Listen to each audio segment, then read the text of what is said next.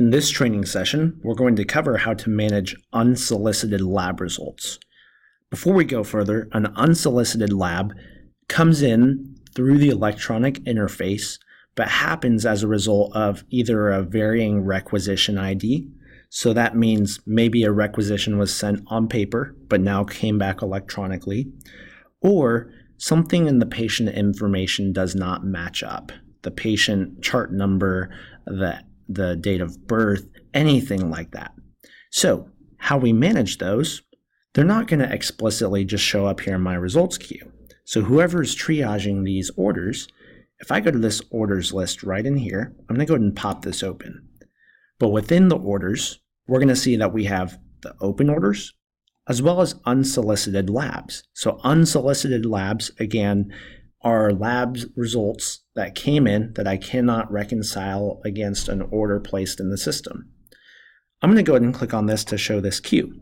And we'll see a couple of these test patients that we've created in here.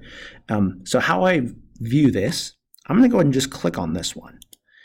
At this point, I can see the lab result here.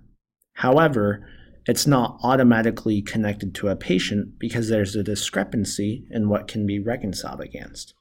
So how we link it to the patient is I'm going to go to the upper left corner and click the link button.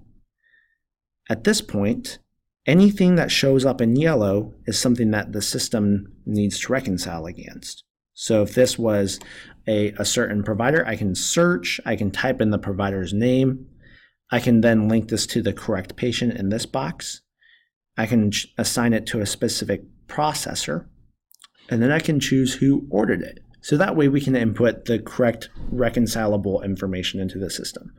When I'm done, I would be able to click Save, which at this point will link it to the correct patient.